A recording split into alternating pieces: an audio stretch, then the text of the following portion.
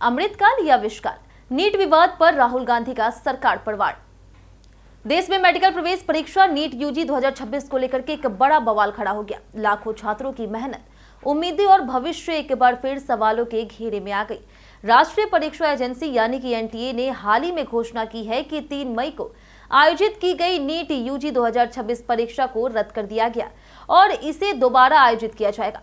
इस फैसले के बाद पूरे देश में छात्रों और अभिभावकों के बीच गुस्सा और निराशा का माहौल बन गया। इस पूरे मामले ने अब राजनीतिक रंग भी ले लिया है। लोकसभा में विपक्ष के नेता राहुल गांधी ने इस फैसले के बाद केंद्र सरकार पर सीधा और तीखा हमला बोला।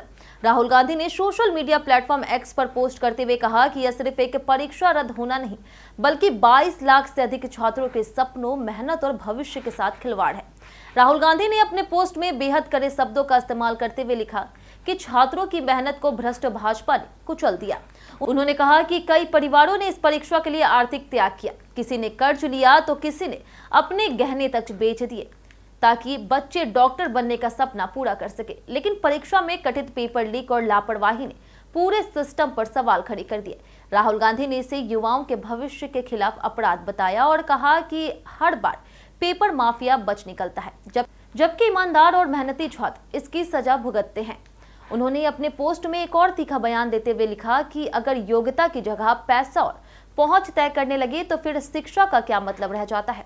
राहुल गांधी ने आगे कहा कि प्रधानमंत्री द्वारा बताए गए अमृतकाल को उन्होंने विषकाल करार दिया, जिससे राजनीतिक माहौल और गर्मा गया। दूसरी तरफ एनटीए ने सफाई देते हुए कहा कि परीक्षा प्रक्रिया में गंभीर अनियमितताओं और अनुमानित प्रश्न पत्र लीक होने के सबूत मिलने के बाद यह कदम उठाना जरूरी था।